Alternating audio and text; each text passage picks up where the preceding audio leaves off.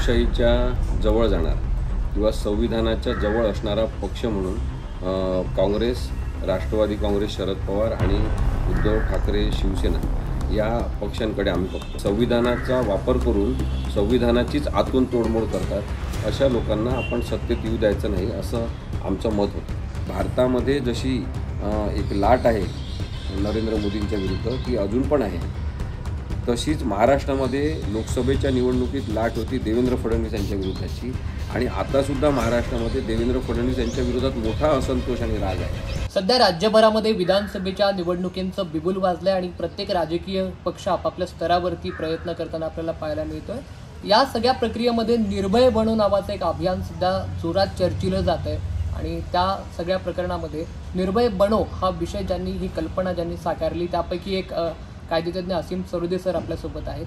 असीम सरोदे सरांच्या नावाला कुठलाही परिचय देण्याची मला नाही वाटत गरज आहे महाराष्ट्राला। त्यांच्याशी मी आज थोडं बेधडक रोखठोक बोलण्याचा प्रयत्न करणार आहे। मनापासून स्वागत आहे मॅक्स महाराष्ट्रामध्ये। धन्यवाद। काय निर्भय बनो हा प्रयोग लोकसभेत प्रचंड गाजला, मग तो पुण्यातला निखिल वागळे सरांचा विषय असू देत किंवा एकंदर तुमच्या सभा असू देत, विधानसभेत तुम्ही निर्भय बनो महाविकास आघाडीला पाठिंबा देताय पण सशर्त देताय असं आम्ही ऐकलंय। काय नेमका प्रयोग? लोकसभा निवडणुकांच्या वेळी आम्ही बिनशर्त पाठिंबा दिला होता महाविकास आघाडीला, कारण की लोकशाहीच्या जवळ जाणार किंवा संविधानाच्या जवळ असणारा पक्ष म्हणून काँग्रेस, राष्ट्रवादी काँग्रेस, शरद पवार आणि उद्धव ठाकरे शिवसेना या पक्षांकडे आम्ही बघतो आणि म्हणून आम्ही त्यांना बिनशर्त पाठिंबा दिला, कारण की आमच्यासाठी जे असंविधानिक वागतात, संविधानाच्या अंतर्गत अशा प्रकारचं षडयंत्र करतात की संविधानाचा वापर करून संविधानाचीच आतून तोडमोड करतात अशा लोकांना आपण सत्तेत येऊ द्यायचं नाही असं आमचं मत होतं। आणि त्यामुळे अर्थातच नरेंद्र मोदी, अमित शहा यांच्या ज्या द्विखांबी षडयंत्री प्रकाराला अक्षरशः राष्ट्रीय स्वयंसेवक संघ असेल किंवा भाजपाचे पण अनेक नेते कंटाळलेले आहेत। ते दोघं नसले पाहिजे, त्यांच्यासह असलेला पक्ष पडला पाहिजे, त्यांचं पानिपत झालं पाहिजे असं आमचं म्हणणं होतं। आणि याचा अर्थ तेव्हा लोकसभेमध्ये काँग्रेस, राष्ट्रवादी काँग्रेस, शरद पवार किंवा शिवसेना हे चांगलेच पक्ष आहेत, त्यातले सगळे चांगलेच आहेत असं आमचं मुळीच म्हणणं नाही। पण मी जसं मगाशी म्हटलं की ते त्यांची संविधानिक फसवणूक झालेली आहे हे महाराष्ट्राने पाहिलेलं आहे। काँग्रेस हा पक्ष साधारणतः आपण बोलू शकतो त्यांच्या विरुद्ध, बोलल्यावर विनाकारण ईडी लावणं, पोलिसांचा गैरवापर करणं असं काँग्रेसच्या काळात आम्ही बोलत असताना त्यांच्या विरुद्ध कधी झालं नाही। आम्ही त्यांच्या विरुद्ध बोललो, आम्ही शिवसेनेच्या विरुद्ध बोललो, आम्ही राष्ट्रवादी काँग्रेसच्या विरुद्ध बोललो। इनफॅक्ट माझे मित्र डॉक्टर विश्वंभर चौधरी यांनी काही जनहित याचिकांच्या माध्यमातून पुढाकार घेऊनसुद्धा काही भ्रष्टाचार समोर आणला। तरीसुद्धा तुम्ही इथे या देशातच राहण्याच्या लायकीचे नाही, तुम्ही निघून जा असं काही त्यांनी म्हटलं नाही किंवा कधी त्या म्हणण्यावर आडकाठी आणली नाही। म्हणून आम्हाला असं वाटते की काही लोक सगळ्याच पक्षात वाईट आहेत, पण निदान त्या कसोटीवर आपण म्हणतो की थोडा चांगलेपणा असलेला पक्ष, लोकशाहीच्या जवळ जाणारा पक्ष म्हणून महाविकास आघाडी हे जे गठबंधन झालं हे आम्हाला लोकशाही पूर्ण असं वाटलं आणि म्हणून आम्ही त्यांना तेव्हा बिनशर्त पाठिंबा दिला। पण आता मात्र आमचा बिनशर्त पाठिंबा नाही तर सशर्त पाठिंबा आहे। सशर्त पाठिंबा यासाठी आहे की त्यांनी आता लोकांसाठी प्राधान्यक्रमाने काय करावं हे आम्ही त्यांना सांगा, म्हणजे सत्ता तुमची पण धोरण आमचं म्हणजे जनतेचं अशा पद्धतीने कार्यभार सांभाळला पाहिजे राजकीय पक्षांनी आणि त्यांनी केवळ विश्वस्त म्हणून कामकाज पाहिलं पाहिजे। ही जी संविधानाची भूमिका आहे त्या माध्यमातून विचार करणारे राजकीय पक्ष असले पाहिजे। म्हणून सशर्त पाठिंबा की तुमचे प्राधान्यक्रम काय असणार आहे, तुमचे जे वंचित आहेत, दलित आहेत, गरीब आहेत, महिला आहेत, ज्यांना गरज आहे मदतीची आणि उभं करण्याची, ज्या लोकांना स्वाभिमानाने उभं राहायचं आहे, काम करायचं आहे, त्या सगळ्या लोकांसाठी तुमचा प्राधान्यक्रम आहे का? अन्न, पाणी, आरोग्य, शाळा, शिक्षण ह्या सगळ्या गोष्टींसाठी प्राधान्यक्रम आहे का? जो लोकनिधी आहे तो अशा गोष्टींवर खर्च झाला पाहिजे यासाठी प्राधान्यक्रम काय, याचं उत्तर त्यांनी आम्हाला दिलं पाहिजे आणि तो आमचा सशर्त पाठिंबा असेल की लोकांसाठी तुम्ही रचनात्मक, परिवर्तनात्मक आणि लोकशाहीपूर्ण काम कशा पद्धतीने करणार ते आम्हाला सांगा।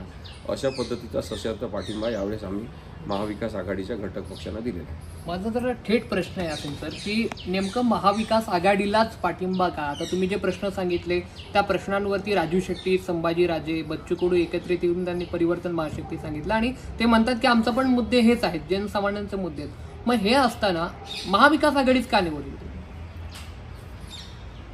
यासाठी महाविकास आघाडी निवडली की भारतीय जनता पक्षाचे महाराष्ट्रातले सर्वेसर्वा असलेले देवेंद्र फडणवीस यांनी एक अत्यंत मोठं षडयंत्री राजकारण महाराष्ट्रामध्ये आणलं. त्यांनी एकनाथ शिंदे आणि त्यांच्यासोबत पळून गेलेल्या सगळ्या आमदारांसह अमित शहा आणि नरेंद्र मोदी यांच्या मदतीने शिवसेना हा पक्ष फोडला. एवढ्यावरच ते थांबले नाही, तर त्यांनी हाताशी धरले राज्यपाल, त्यांनी हाताशी घेतलं निवडणूक आयोग आणि त्यांनी सगळी बेकायदेशीरता ही प्रस्थापित करत जाऊन बेकायदेशीर सरकार, माझ्या दृष्टीने घटनाबाह्य असलेलं सरकार, हे त्यांनी जवळपास 2-2.5 वर्ष चालवलं. आणि म्हणून त्यांना विरोध आमचा आहे. ज्या पद्धतीने त्यांची वागणूक राहिलेली आहे ती आपण पाहिली. किंवा देवेंद्र फडणवीस यांचा आविर्भाव तुम्ही बघा. आम्ही लोकसभेच्या निवडणुकीच्या वेळेससुद्धा सांगितलं होतं की भारतामध्ये जशी एक लाट आहे नरेंद्र मोदींच्या विरुद्ध, ती अजून पण आहे. तशीच महाराष्ट्रामध्ये लोकसभेच्या निवडणुकीत लाट होती देवेंद्र फडणवीस यांच्या विरुद्धची. आणि आतासुद्धा महाराष्ट्रामध्ये देवेंद्र फडणवीस यांच्या विरोधात मोठा असंतोष आणि राग आहे. कारण की त्यांनी ज्या पद्धतीने केला आहे तो महाराष्ट्राचा धर्म नाही. महाराष्ट्राला अशा प्रकारची फसवणूक आवडत नाही. तुम्ही पक्ष फोडलेले आधीसुद्धा पाहिलेले आहे, पण पक्षाच्या पक्ष पळवायचा आणि त्यानंतर त्याच्या आधारे राज्यपालांच्या मदतीने त्या पक्षाला एक राजमान्यता मिळवून द्यायची निवडणूक आयोगाच्या मदतीने, अशा प्रकारचं संविधानिक षडयंत्र यापूर्वी झालं नाही. म्हणून मग काँग्रेस, राष्ट्रवादी काँग्रेस शरद पवार आणि शिवसेना उद्धव बाळासाहेब ठाकरे यांचे पक्ष आम्हाला जवळचे वाटतात.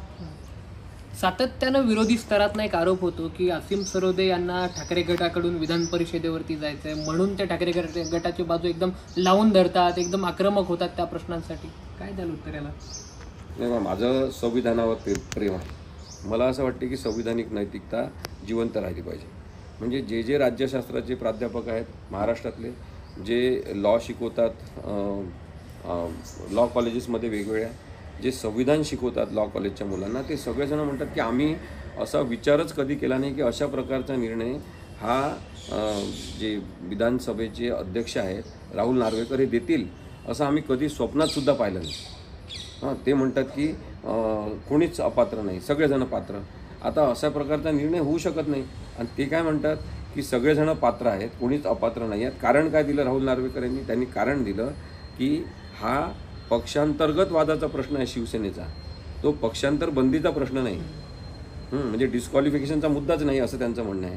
मग जर सर्वोच्च न्यायालयाच्या 5 न्यायाधीशांनी इतके महिने केस चालवून 5.5 महिन्याच्या हिअरिंगनंतर तुमच्याकडे पाठवली की हे पक्षांतर बंदीचं प्रकरण असल्यामुळे तुम्ही चालवलं पाहिजे, आणि तुम्ही म्हणता की ते पक्षांतर बंदीचं नाही तर ते पक्षांतर्गत वादाचं आहे, ही जी असंवैधानिकता आहे. त्यानंतर सर्वोच्च न्यायालयामध्ये सुद्धा जो सातत्याने विलंब लावून हे पूर्ण सरकारचा कालावधी पूर्ण होऊ दिलेला आहे, याच्याबद्दल सत्य बोलायचंच नाही का? मग सत्य बोललं तर ते एखाद्या पक्षाच्या बाजूचं असेल तर त्याला मी काय करू शकतो? मी उद्धव ठाकरे साहेबांच्या सभेमध्ये सुद्धा सांगितलं, जेव्हा उद्धव ठाकरे साहेबांनी मला म्हटलं होतं एकदा की तुम्ही आमची बाजू चांगली म्हणता, तेव्हा मी त्यांना हे सांगितलं की तुम्ही संविधानाच्या बाजूने आहे आणि म्हणून तुमची बाजू मांडणं हे सोपं आहे, पण निर्णय घेणं कठीण आहे. कारण की लोक सगळे असंविधानिक विचार करणारे हाताशी धरण्यात आलेले आहेत. आता याच्यामध्ये जर ज्यांचं खरं आहे ते खरं आहे आणि जे असत्य आहे ते असत्य आहे असं सांगितलं असेल तर त्यांचीच बाजू घेता असं म्हणणं चुकीचं आहे. मी संविधानाची बाजू घेतो. आणि म्हणून मी हे पण सांगतो नेहमी गौरव की अनेक लोकांचं एखाद्या विशिष्ट पक्षावर प्रेम असेल, पण माझं संविधानावर प्रेम आहे. तुम्हाला पक्षावर प्रेम करायचं आहे, तुम्हाला एखाद्या नेत्यावर प्रेम करायचं, तुम्ही करत बसा. माझं संविधानावरचं प्रेम हे नेहमीसाठी राहील. मी थेट विचारतो, असीम सरोदेंना जर उद्धव ठाकरेंनी भविष्यात ऑफर दिली की विधान परिषदेवर तुम्ही या किंवा ठाकरे गटामध्ये प्रवेश घेऊन काहीतरी मुख्य प्रवक्ता किंवा असं काहीतरी पद दिलं, जाल का तिकडे?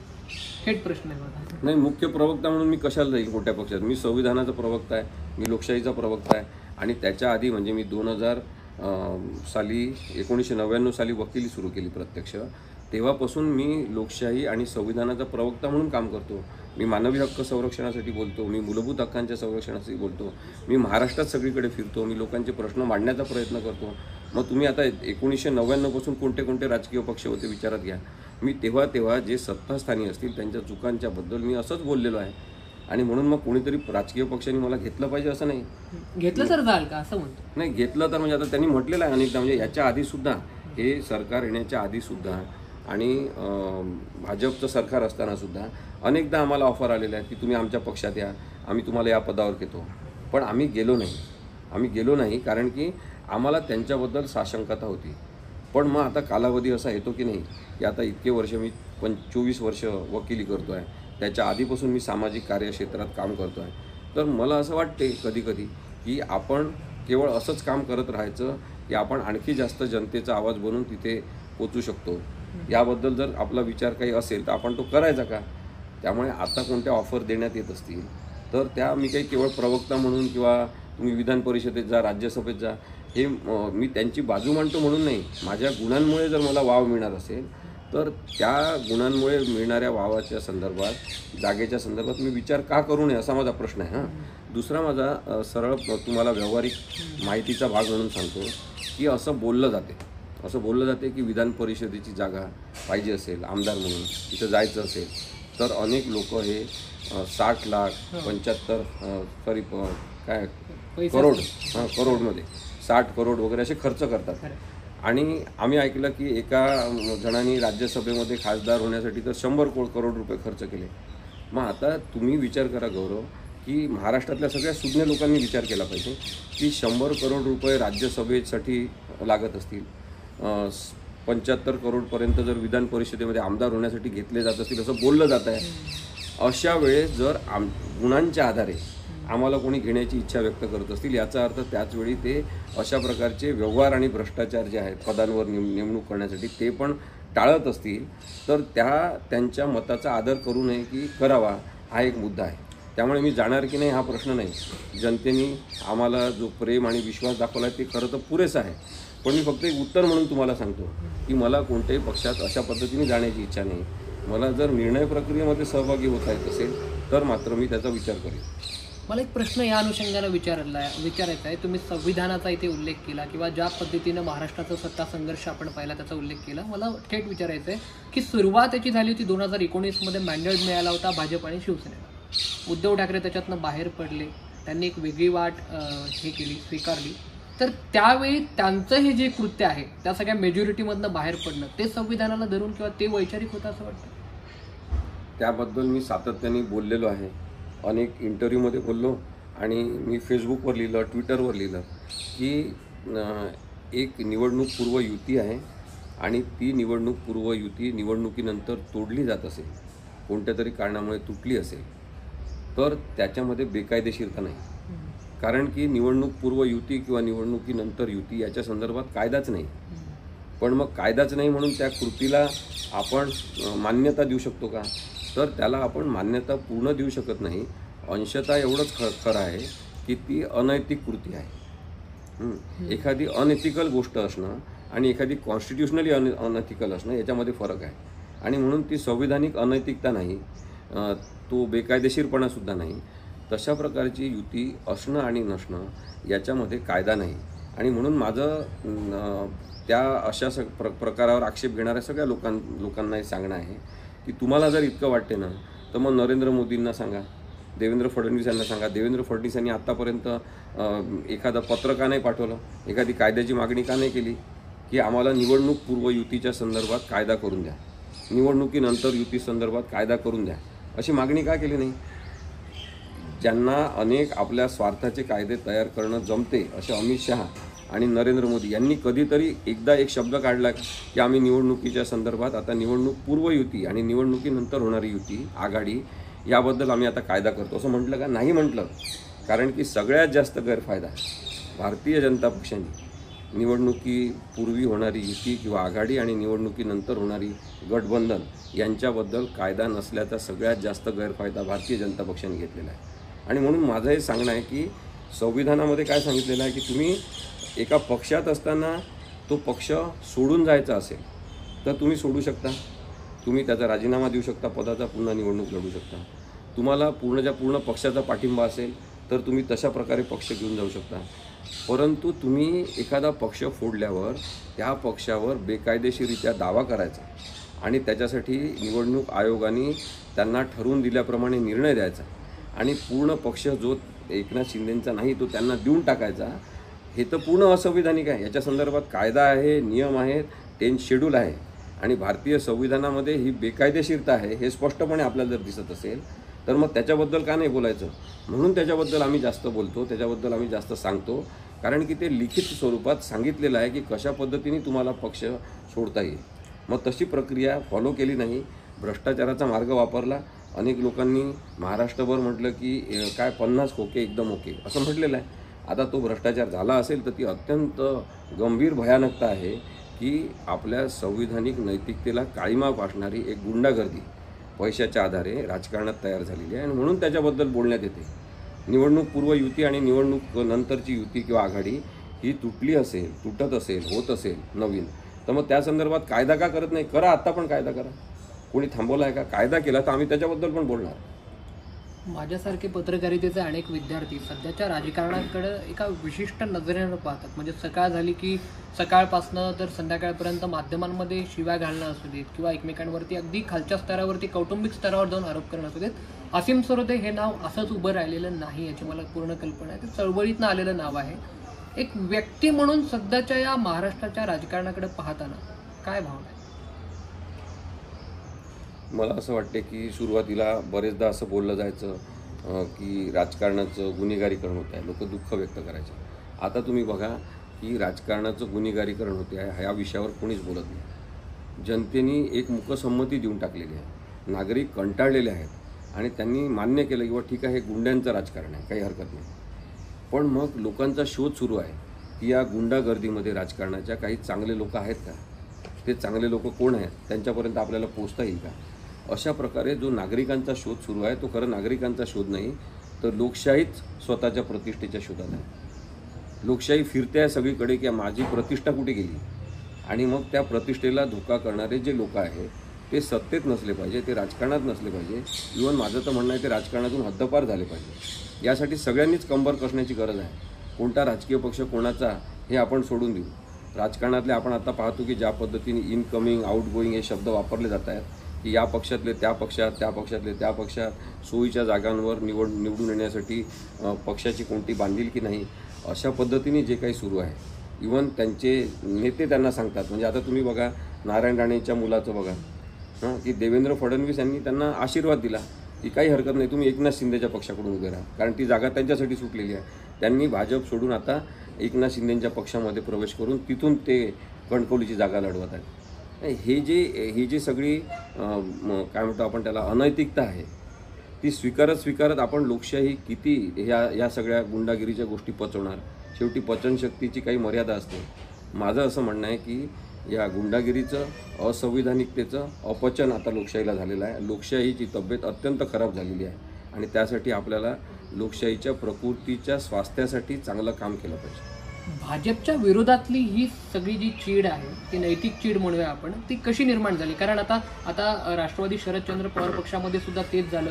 भाजपमध्ये आपले कार्यक्षेत्र दाखवणारे हर्षवर्धन पाटील त्यांनी प्रवेश केला, त्याच्यावर तुम्ही आता बोलले नाही, तुम्ही फक्त भाजपचीच उदाहरणं दिली. असं नेमकं काय आलं कुठून चीड? नाही बघा, हर्षवर्धन पाटील यांनी जे केलं त्याच्याबद्दल पण बोललंच पाहिजे. मी तुम्हाला उदाहरण म्हणून एक दिलं, कारण की हर्षवर्धन पाटलांपेक्षा एक न्यूसन्स व्हॅल्यू असलेला परिवार म्हणून राणे परिवाराबद्दल जे राजकारणात सगळेच जण आहेत त्यांच्याबद्दल बोललं जातं आणि म्हणून मी त्यांचं उदाहरण दिलं. उलट मी तुम्हाला सांगतो की धाराशिवला माझं जे जाहीर भाषण झालं तेव्हा मी हे सांगितलं की शरद पवार साहेबांनी सुद्धा आणि उद्धव साहेबांनी सुद्धा याची दखल घेतली पाहिजे की लोक नाराज आहेत. तुम्ही भलत्या सलत्या पक्षांमधून कोणालाही आपल्या पक्षामध्ये केवळ इलेक्टिव्ह मेरिट आहे म्हणून प्रवेश देऊन त्यांना निवडून आणू नका. लोकांना राग येतो आहे या गोष्टीचा आणि त्याची त्यांनी दखल घेतली पाहिजे असं मी जाहीरपणे सुद्धा म्हटलेलं आहे. त्यामुळे प्रत्येक वेळेस आपण नावं घेऊन असं सांगू शकत नाही. महाराष्ट्रातल्या लोकांच्या मनामध्ये जे नावं आहेत की जे संविधानिक अनैतिकता पसरवणारेच आहेत ते एक उदाहरणादाखल नाव म्हणून मी फक्त घेऊन आपल्याला सांगितलं. खरंच चित्र बदलेल आगामी काळात आणि निर्भय बनवचा काय प्रवास राहणार आहे, कारण निखिल वागळे सरांची पुण्यातली जी गोष्ट आहे ती कोणीच विसरू शकत नाही. त्यामध्ये खरंच निखिल वागळे सरांनी थोडी शांतता बाळगायला हवी होती, असं त्याच्यावर झालंय आता. पण तरी पुढे असं होऊ नये यासाठी काय धोरण आहे तुमचं? बघा, निखिल वागळे सरांचं काय चुकलं होतं? त्यांनी भारतरत्न पुरस्कार हा कोणाला मिळाला पाहिजे, कोणाला नाही मिळाला पाहिजे असं नागरिक म्हणून आपलं मत व्यक्त केलं की कोणाला तरी भारतरत्न पुरस्कार देऊन टाकला असेल तर भारतरत्न पुरस्काराचं अवमूल्यन करणारे कोण कोण आहेत याबद्दल त्यांनी लिहिलेलं होतं. त्यामुळे त्याच्याबद्दल कोणी नाराज झालं असेल तर ते त्यांचं मत आहे असं समजून आपण अभिव्यक्ती स्वातंत्र्य मान्य करू शकत नाही का? की त्यांचं ते मत होतं. तुमचं मत असेल काही, तुम्ही ते वेगळं मांडू शकता.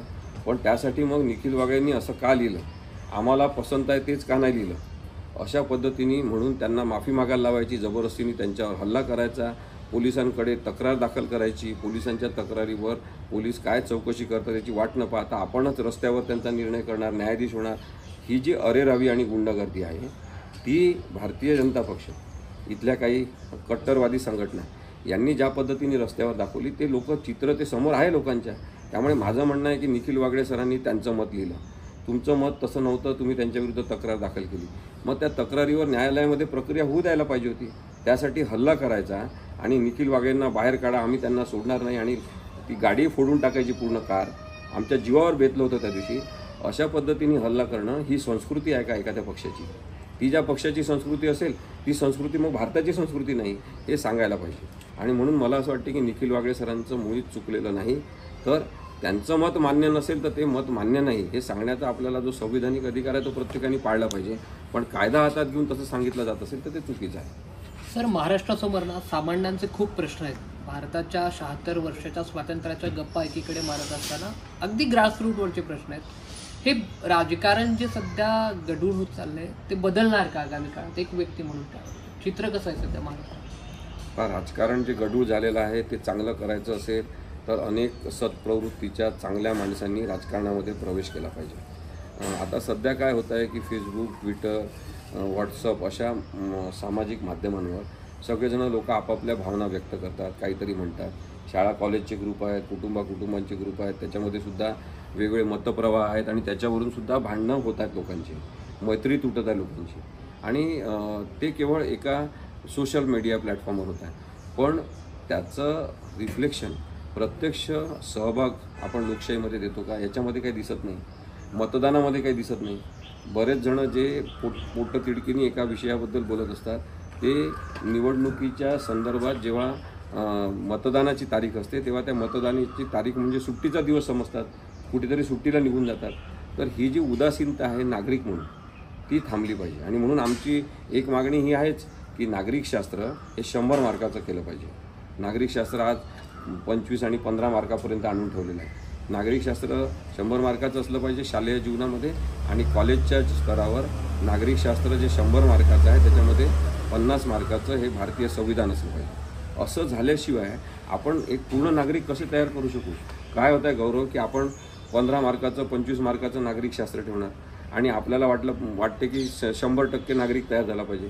तुम्ही 25% नॉलेज देऊन संवेदना निर्माण करून तुम्ही 100% नागरिक झाला पाहिजे असं म्हणू कसं शकता? आणि म्हणून पूर्ण शिक्षण पद्धतीत आमूलाग्र बदल झाला पाहिजे. नागरिक असणं हे किती महत्त्वाचं आहे, भारतावर प्रेम करणं हे किती महत्त्वाचं आहे. केवळ घर घर तिरंगा म्हणून भारताचा नागरिक तयार होतो का? नाही होत. प्रत्येक व्यक्तीवर प्रेम करता आलं पाहिजे. प्रत्येक वंचितावर, अपंगावर, दलितांवर, ज्यांच्याजवळ पैसे नाही अशा गरिबांवर, अपंगत्वासह जगणाऱ्या सगळ्यांवर, HIV सह जगणाऱ्या आजारी लोकांवर आपल्याला प्रेम करता आलं पाहिजे. वृद्ध लोकांची केवळ संस्कृती म्हणून रक्षा करणं नाही, महिलांची केवळ संस्कृती म्हणून रक्षा करणं नाही तर त्यांचा सन्मान करता आला पाहिजे. अशी संस्कृती आणण्यासाठी नागरिकशास्त्र आपल्याला समजलं पाहिजे. ते आहे भारतावर प्रेम करणं.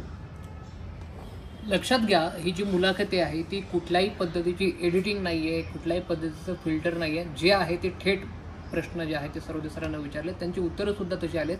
वैचारिक स्तरावर त्यांनी सध्याची घेतलेली भूमिका आणि त्यांचं निर्भय बनव अभियान ते आगामी काळात त्यांच्या स्तरावर निश्चितच चांगलं राहील. पण या सगळ्यामध्ये राजकारणाची सध्याची चालवत असलेली जी नकारात्मकता आहे त्याचं परिवर्तन सकारात्मकतेमध्ये होणार का, आणि या राज्याला परत एकदा एक मूल्यधिष्ठित विचार मिळणार का हे पाहणं अत्यंत महत्त्वाचं असेल. आज इथंच थांबतोय मी. तुम्हाला काय वाटतं या संपूर्ण मुलाखती संदर्भात बिनधास्त व्यक्त व्हा, कमेंट करा. आणि मॅक्स महाराष्ट्राला सबस्क्राईब केलं नसेल, कारण ही वंचितांची सामान्यांची चळवळ आहे, तेव्हा सबस्क्राईब करा. इथेच थांबतोय. नमस्कार.